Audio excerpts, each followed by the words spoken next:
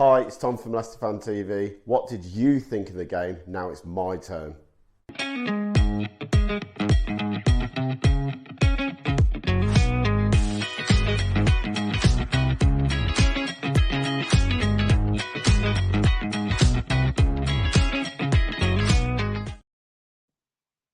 Hi, Tom from Leicester Fan TV here.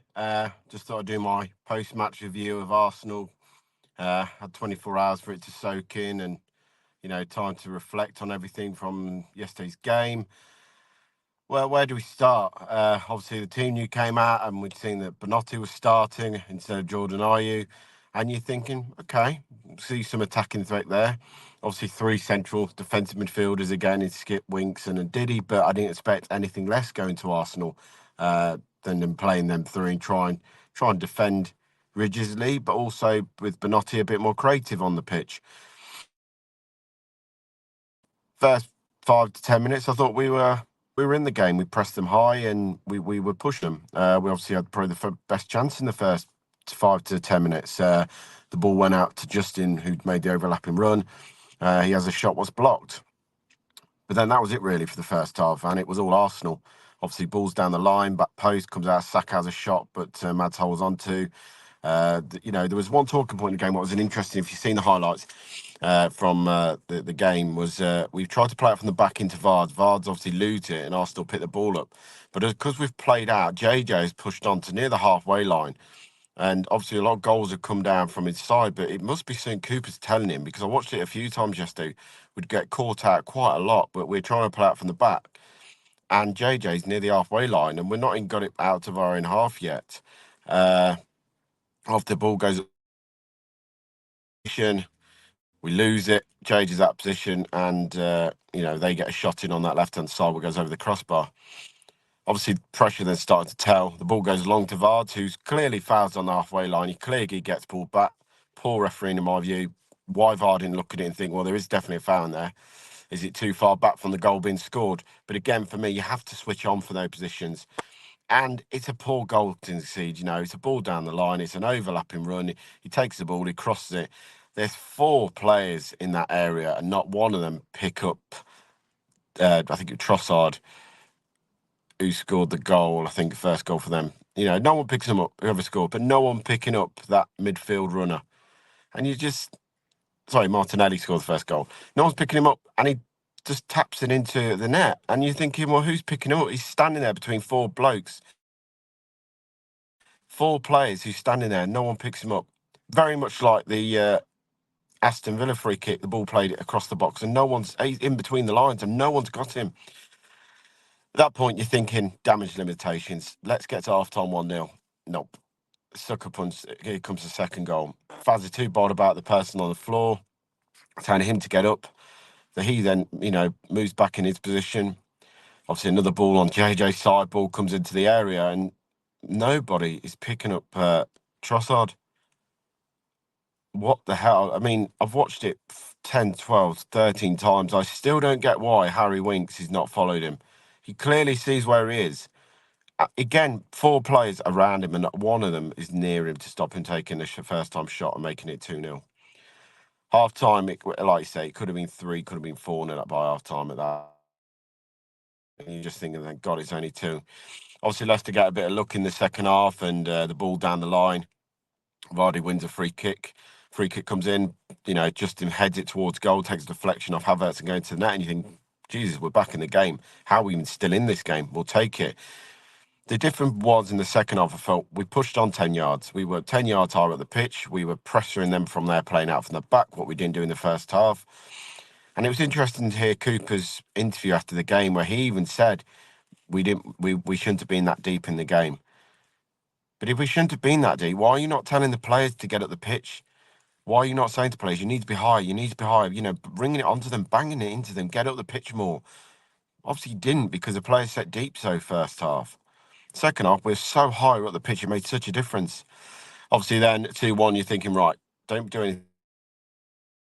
Keep the press high, keep pushing on at them. Best form of defence at the moment for Leicester is attack, because we can't defend. And then, obviously, at 2-1, Mads pulls off a double save.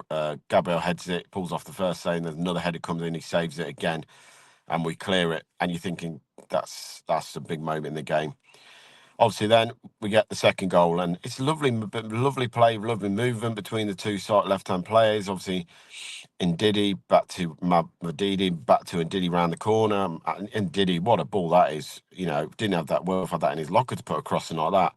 Puts it to the back post, and what a hit by James Justin, who pings it off the post and into the back of net. And 2-2, you're thinking, how the hell are we back in this game? How are we even drawing this game? But we'll take it. Carry on what we're doing. But no, what do Leicester do? We drop back again. We start going deeper. We start dropping way, way shorter than we should have done.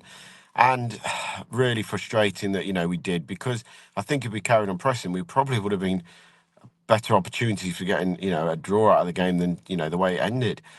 Obviously, then Mads pulls off an absolute worldie. Ball clipped in, deflects to Hazard, and he takes a touch and he drills it, and you think he's in. And what a save! I mean, Havertz must be thinking, how's it not gone the net? But it's a great save. Obviously, Madsen pulls off another great save, but a bit from his own doing by trying to play out from the back, because he passed it straight to Arsenal. Little touch to take the touch, but what a big hand from Mads Hermansen. At this point, you're thinking, once again, 7 minutes of injury times go up. We knew there'd be a few, but 7 seemed massive. 7 minutes of injury time. Right, come on, boys, 7 minutes to be out. You've just defended 16 corners, and we got lucky at times, but we've defended them quite well. And we knew what they were doing. Every single one went towards the back post near enough. That's their strength. Gate towards the back post, get Gabriel going up and try and header it. And the one time we switched off, again, we concede. And I still can't work out what we try and do. We got a set piece coach. I can't see how he's setting them up to defend, because we were lucky most of the game from the corners, who it went to, or Mads coming out and punching it. But the one at the back post there is criminal. How has Trossard standing there at the back post all on his own when we know where the ball's going to go to? It's going to go to the back post. It's so poor.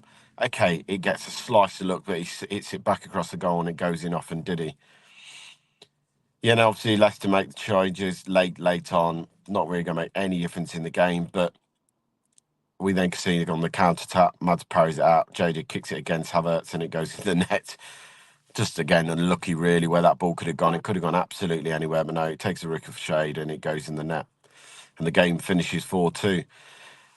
Again, you're going to question some of the substitutions. Why did he take Skip off? I thought Skip and Winks controlled the middle of the park quite well at times. And Diddy was already on a yellow card. I think Skip might have been on a yellow. But he brought Skip off and then puts Diddy into the middle of the park. Again, maybe it's for height. I don't know.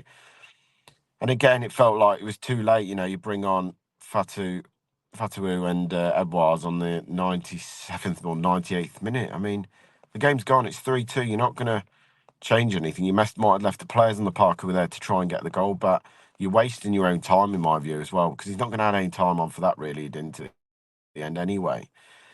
And it was just like a Groundhog Day again with substitutions. Ayew comes on, but I think if you'd put Abdul on that right-hand side, you cause him a problem because of his pace, and Arsenal didn't like the pace, or he didn't like it when Mavididi were running at them. I think Jordan Ayew's great when you're trying to do something, but I just think Fatu would have offered more on that right-hand side than Jordan. Let's say it ends in defeat. And obviously it was a free hit to go into the game. It was a free hit.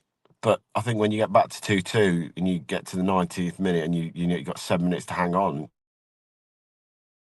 we should have pushed on. I don't get why we did the same old thing, and that's let's sit back, let's try and defend this lead. To try and defend this draw. It didn't make any sense at that point.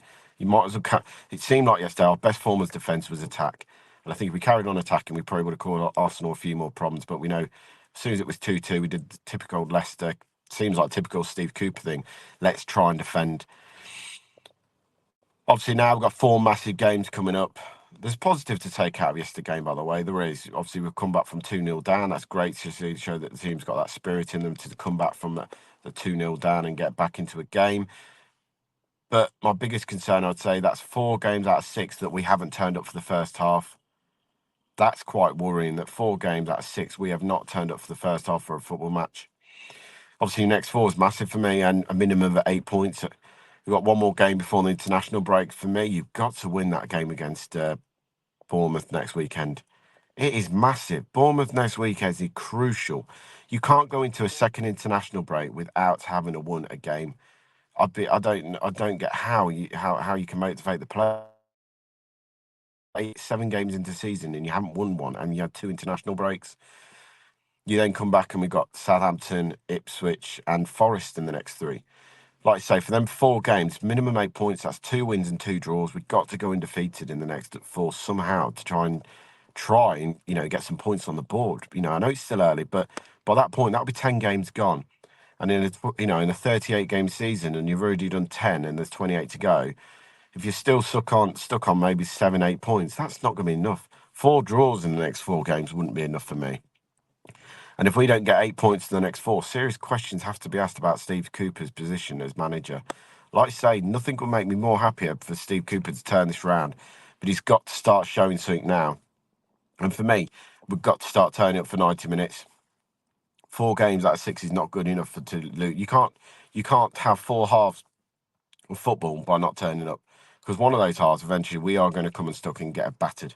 So, long way to go. Still feeling positive. Lots of things to take from the game, but like I say, 4 massive games coming up now, and for me, the Bournemouth next week has to be a win. Otherwise, serious questions will start to have to be asked about Steve Cooper. Drop your views in. I'll come back and comments. I'll reply to them. You know that. As always, keep it Leicester Fan TV. Cheers. The Leicester City machine is on the march again. Leicester Fan TV presents a variety of content like fan discussions, match analysis, and engaging with Leicester fans worldwide. We want your views live, thanks to our sponsors, Everard's, Pucker Pies, Hologram, Take Me, Newbie & Co, and the Fox's Arms. For exclusive extra shows, behind the scenes, competitions and podcasts, subscribe to Leicester Fan TV today on Patreon.